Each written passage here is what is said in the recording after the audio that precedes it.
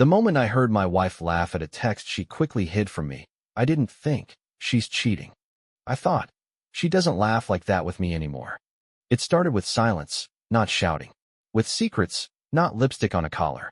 And by the time I found out the truth, that my wife was sleeping with my best friend, I'd already stopped recognizing the woman sleeping next to me. I, 38M, have been married to my wife, 36F, for 10 years. We've been together since college. I thought we had a solid marriage. Not perfect, sure, but strong. We have 2 kids, 8 and 6, and I've always considered her not just my partner, but my best friend. That's what made what happened next feel like a punch straight to the lungs. It all started about 6 months ago. The first signs were small. A little more time on her phone. A few too many girls' nights that didn't include any actual girls I knew. Fewer smiles when we talked. More distance. I chalked it up to stress. Work, kids, life. Happens to everyone. But something else was off. She started laughing at her phone more than at my jokes. I'd walk into the room, and she'd abruptly change the screen or hide it under a pillow. I told myself not to be that guy, the paranoid, insecure husband, but a gut feeling started tapping at the back of my brain. Not loud yet. Just there. Then there was my best friend, Mark. We've known each other since freshman year. Roommates, fraternity brothers, best man at my wedding. I trusted him like a brother. About 2 months ago, he started acting weird too. Texts were shorter. He bailed on our weekly beer nights with vague excuses. One time I mentioned something funny my wife said, and he got this twitch in his jaw. I clocked it, tucked it away, didn't say anything. But the hairline crack was forming. And then one night, she came home late. She said she was catching up with an old friend. I asked who. She paused too long before saying Melissa. I know Melissa. They haven't spoken in years. And Melissa lives in another state. That night, I didn't sleep. The next morning, I started paying attention. I checked phone records, not the content, just call logs. A number kept popping up late at night. It wasn't saved, but I recognized the area code. It was the same as Mark's. I called it from my work phone. Hello. Mark's voice. My heart dropped. He didn't know the number. He answered like he always did. Casual, familiar, unguarded. I didn't say anything. Just hung up. I stood there in the office bathroom, staring at my reflection, and I knew. So yeah, after that phone call, there was no more room for denial. I knew. Deep down I knew. But knowing and proving are 2 different things. I didn't confront them. Not yet. Instead, I decided to get smart about it. I wasn't about to scream into the void and get gaslit into thinking I was imagining things. I needed evidence. Cold. Clean. Undeniable. I started small. I synced her phone to my old tablet under the pretense of checking out a kid's app. She didn't think twice about it. Left her iCloud logged in. Same password she's used since college. From that point forward, every photo, every message that hit her phone echoed onto mine. I didn't even have to wait long. 3 nights later, she had another girls' night. Same lie. Different dress. I stayed home with the kids. She kissed me on the cheek like nothing was wrong. Said, don't wait up. I didn't. Instead, I waited for the photo backup to sync. First one was a selfie in her car, pouty lips and cleavage. No big deal. Second one? A shot of wine glasses clinking 2, not 4, not a group of girls. Just 2. Then came a mirror pic in a hotel bathroom. She wasn't dressed anymore. My chest tightened. That weird, cold panic sadness rage feeling that crawls over your skin like static. And then came his face. Mark. Same stupid smirk. Shirtless. Holding up the peace sign like a teenage boy, with my wife beside him. I stared at that image until my vision blurred. I'm not even sure if I breathed. So now I had the what. I still needed the where and when. I dug deeper. Her texts were vague, mostly sent through WhatsApp, which she'd recently started using, red flag in itself. But she hadn't turned off backup yet. The messages were disgusting. I'll spare you the full transcript, but I'll share this little gem from her. You always knew how to make me feel alive. It's like I'm finally me again when I'm with you. Brian, he's just there. That one? That one took the air from my lungs. 10 years of marriage, 2 kids, all of it boiled down to just there. Mark, the guy who helped me move into our first home, the guy who held my son when he was born, replied. I hate hiding, but I'd do it for you 1,000 times.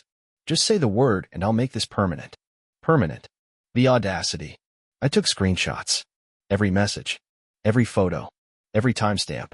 Then I called in sick to work and drove downtown to meet with a private investigator. I handed over the evidence and asked him to do what he does best: confirm it, document it, and make it court admissible. By the end of that week, I had GPS pings, video of her entering Mark's apartment twice, and hotel receipts tied to the burner card she used to hide it from our joint statements. Like I said, cold, clean, undeniable. The moment I knew everything, I sat in my car, parked outside Mark's place, watching them from a distance. They stepped outside laughing. He tucked her hair behind her ear. She kissed his cheek. And for the first time, I didn't feel sad. I felt clarity. It was like something inside me snapped back into place. No more confusion, no more begging for scraps of affection, no more trying to fix it. This wasn't my fault. I wasn't broken. I was just the guy who got lied to, used, and humiliated. And now it was my turn to plan. The night I confronted them wasn't just a confrontation, it was a calculated, surgical strike. You only get one shot at something like this. If you're going to burn it down, you make sure they never forget the fire. So here's how it went down. After confirming everything, texts, photos, video, receipts, I sat on it for about a week. Played it cool at home. I kissed my wife goodnight, asked about her day, even offered to pick up groceries. Meanwhile, she kept feeding me lies with that same sweet voice that once made me feel like the luckiest man alive. And Mark? He had no idea.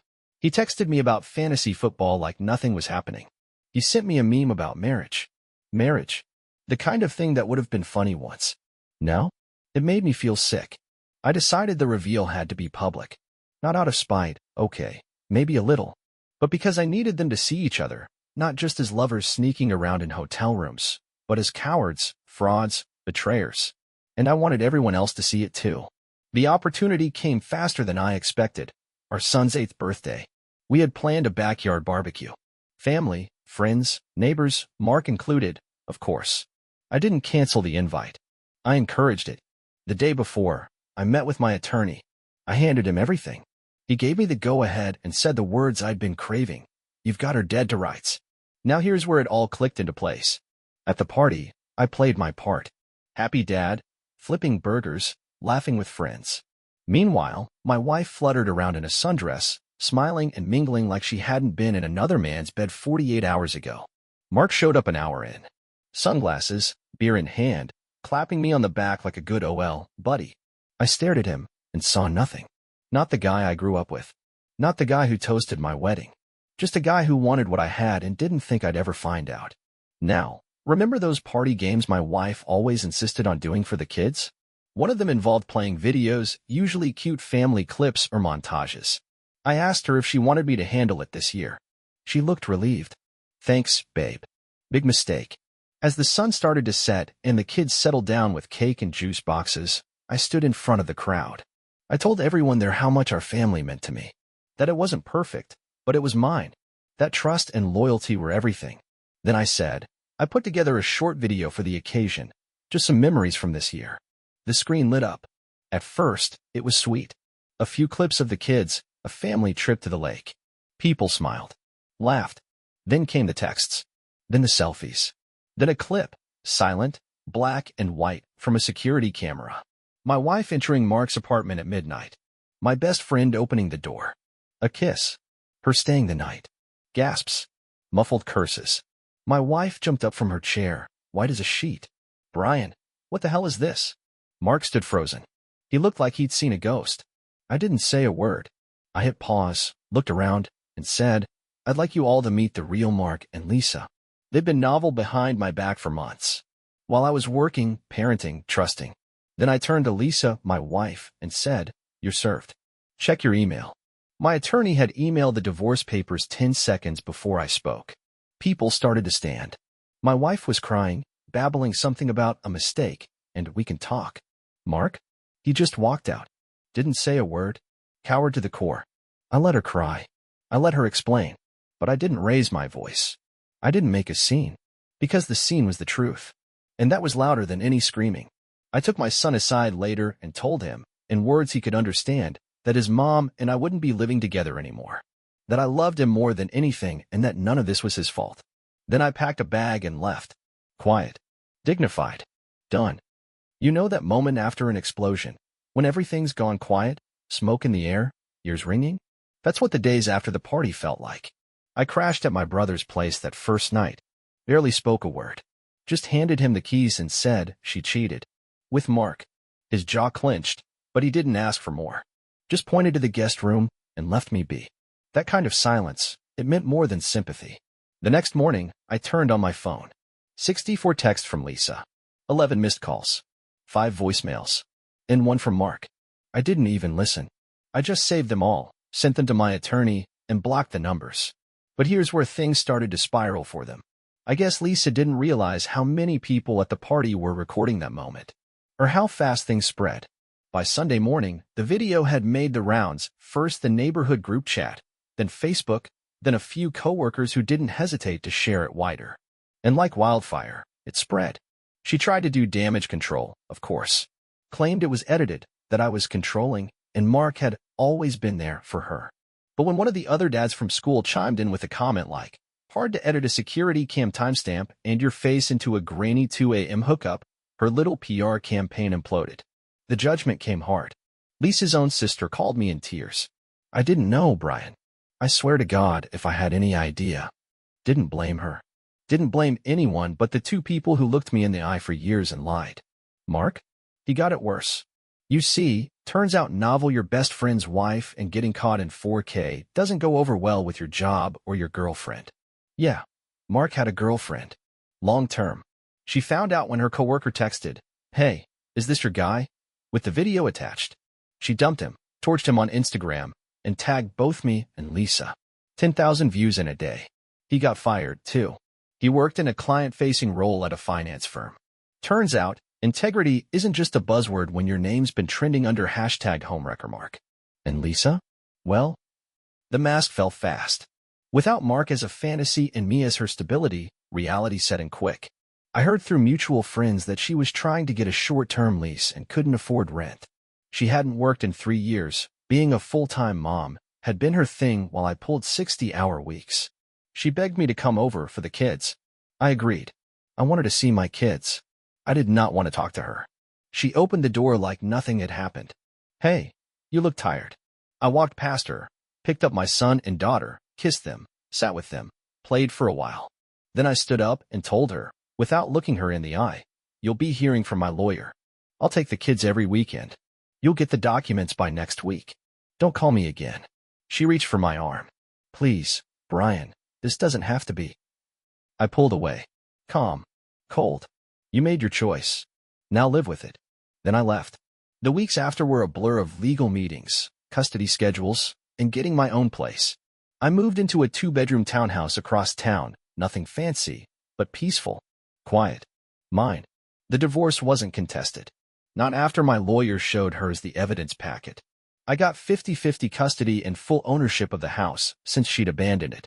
She didn't want to fight it, not with public opinion already slamming her and her finances crumbling. She ended up moving back in with her parents. And Mark? Last I heard, he skipped town. Left a note on his apartment door that just said, "Couldn't take the hate. Sorry." Nobody missed him. It's funny how silence can be both a curse and a cure. After everything imploded, the party, the fallout, the divorce, I found myself alone in a quiet house for the first time in over a decade. No footsteps, no cartoon shows blaring from the TV, no pots clanging in the kitchen. Just me, my breath, my thoughts. It was brutal at first. There were mornings I'd wake up expecting the smell of coffee from the kitchen and my daughter crawling into bed asking for pancakes. Instead, I got emptiness and sunlight streaming through dusty blinds. The ache in my chest wasn't rage anymore. It was just absence. A deep, echoing void where we used to be. But here's the thing about being alone. If you sit with it long enough, it stops being loneliness and starts becoming space. Space to think. Space to breathe. Space to rebuild. The house became my therapy. I gutted the garage and turned it into a gym. Installed new flooring with my own hands. Painted the walls colors I liked. I tore out the vanity she'd picked for the bathroom and replaced it with something simple, practical, masculine. Each repair felt like a piece of myself being stitched back together. The bedroom? I couldn't sleep in our old bed, so I threw it out. Bought a new one. New sheets, new mattress, new start. Hell, I even got rid of the rug she loved, but I always tripped over. I was reclaiming the space, inch by inch. And in that space, I rediscovered something I hadn't felt in years: peace. The kids adjusted faster than I thought. They were young enough not to understand the full story, but smart enough to feel the shift. I never badmouthed their mother, not once. That was a line I wouldn't cross, no matter how much she deserved it. But they could feel it. The stability at my place. The calm. They told me once, over pancakes, "Daddy's house feels better." That one hit deep. Lisa, for her part, faded into the background. She tried to stir things up a few times, called crying when child support hit, claimed she missed the family. But her power was gone. Her words no longer mattered. My silence was my shield. And Mark? He never reached out again. The last I heard, he moved out west. No job, no friends left. His name became a kind of cautionary tale among our old group. Don't pull a Mark. Simple, brutal. I spent a lot of time with myself in that first year. Read books I'd put off. Cooked more. Learned how to meditate. Took long walks at night, with just my thoughts for company. Some nights I cried. Some nights I smiled for no reason. But every night, I got stronger. One Saturday, I was at the hardware store picking up wood stain when I ran into Mrs. Reynolds, our old neighbor. She looked me up and down, smiled, and said, "You're standing taller these days." I didn't even realize I had been. That's when it hit me. I wasn't just surviving anymore. I was healing. I wasn't looking to meet anyone. After everything, the idea of love, or even dating, felt like walking barefoot through broken glass. I didn't hate women. I wasn't bitter. I was just tired. You give someone a decade of your life, trust them with your soul, and they crush it underfoot? You start thinking solitude isn't so bad. But fate has a funny way of showing up when you're not looking. It started simple, as most real things do. I was at the local community center for my daughter's ballet recital. I stood in the back, coffee in one hand, camcorder in the other, surrounded by parents doing the exact same thing. When the kids hit the stage, there she was. My little girl, in a pink tutu and ponytail, spinning like her life depended on it. My heart swelled with something I hadn't felt in a long time. Pride. Pure. Undiluted. After the show, as everyone filed into the lobby with cupcakes and juice boxes, I heard a woman's voice behind me. "She's got your eyes. And your stubborn focus." I turned. She had dark hair, pulled back in a loose braid, and eyes that had clearly seen some things but still held softness. She wore no ring. She didn't smile too quickly, just offered a small one, enough to say, "I see you." Turns out, her daughter was in the same ballet class. We just never crossed paths. She introduced herself, Claire. We made small talk. Nothing flirty. No sparks flying, violins playing. Just natural. 2 weeks later, I saw her again at the park. The girls were on the swings. We shared a bench. "I heard what happened," she said gently, not prying, not judging. "This town talks." I chuckled dryly. "Yeah, I've noticed." Claire didn't offer pity. She just nodded. "Been through it myself. Mine ran off with a yoga instructor. Took the dog. Left me the bills." There it was. That quiet understanding. The kind you don't find in bars or dating apps. We started meeting more often. Playdates, coffee runs, the occasional dinner when the kids were with their other parent. Slowly, the walls around me didn't feel like steel anymore, more like something softening, bending with time. One night, after a long walk, I opened up. I told her the whole story. Mark, Lisa, the betrayal, the video, all of it. She didn't flinch. Instead, she said something I'll never forget. That kind of pain only happens when you loved with everything you had. That doesn't make you weak. It means you're real. That hit different. We didn't jump into anything. We moved slow. Real slow. And I like that. There were no games. No secrets. Just two people trying to figure out if their hearts still worked. The first time I kissed her was in the middle of a quiet kitchen. Kids asleep upstairs, the dishwasher humming in the background. It wasn't movie perfect, but it felt right. And for the first time in a long time, I felt something I thought I'd buried. Hope. It's been over a year since I exposed my wife's affair in front of friends and family, served her divorce papers, and walked away from the life I'd spent a decade building. Back then, it felt like the end of the world. Now, I see it was the start of a new one. Let me tell you what I've learned. Maybe you're reading this after just finding the messages. Or maybe you're sitting in your car, eyes burning, wondering how you missed the signs. Maybe your betrayal hasn't happened yet, but you feel the cold draft creeping in under the door. This is for you. Lesson 1. The gut never lies. People always ask, how did you know? The truth is, I felt it before I saw it. A shift in tone. A delayed reply. A flicker of guilt in her eyes. The gut is ancient. It's been warning us since the days we were running from predators. Listen to it. I did. Eventually. And when I did, I didn't just go with rage. I went with strategy. Emotion without evidence is a scream in the wind. Evidence. That's power. And when the truth came out, no one could spin it. Lesson 2. Revenge isn't what you think it is. People love the idea of revenge being explosive, loud, violent. But the best revenge? It's quiet. It's walking into a courtroom with your head high and the truth in your pocket. It's letting them destroy themselves while you stay composed. It's not about ruining their life. It's about reclaiming yours. Lisa wanted drama. She got silence. She wanted me to beg. I walked away. She thought she was trading up. She traded down, and the world watched it happen. That's revenge. Lesson 3. Pain doesn't mean you failed. This one took a while to accept. I blamed myself at first. For missing the signs. For trusting too much. For not being exciting enough. But betrayal isn't about your worth. It's about their character. Their cowardice. Their inability to face their own emptiness. If someone throws away loyalty, laughter, late-night talks, co-parenting, shared dreams, for a cheap thrill, that's not your loss. It's theirs. And believe me, they will feel it in time. When the spark fades. When the lies catch up. When they realize that trust isn't a thing you can buy back. Lesson 4. Kids see everything. My kids were younger when this happened. But they knew. Maybe not all the details, but they knew something was wrong. They saw the shift in energy. They felt the tension, the coldness. So I made a vow. Never weaponize them. Never use them against their mother. I took the high road, even when it hurt. And now, they're thriving. My daughter told me once, "You're my safe place." That's everything. Lesson 5. Life rebuilds in silence. I didn't heal through rebound flings or drunken nights or Instagram quotes about karma. I healed in the small things, folding laundry in a quiet house, cooking my own meals, fixing that leaky sink she always said she'd call someone about. And then came Claire. She wasn't my rescue. She wasn't a replacement. She was new, uncomplicated, honest, scarred like me. And we built something slowly, like two people laying bricks in the rubble of old walls. Real love doesn't come crashing in. It walks beside you. Steady, quiet, true. I look at myself now, and I barely recognize the man who once stood outside his best friend's apartment with shaking hands and a crushed heart. I'm not that man anymore. I'm better. Not because of what they did, but in spite of it. So to anyone out there standing at the edge of betrayal, wondering if it'll ever stop hurting. It does. It won't be quick. It won't be clean. But one day, you'll wake up, and the first thing you'll feel won't be pain. It'll be clarity. And from there, you'll build a life that no one can take from you again. Ever.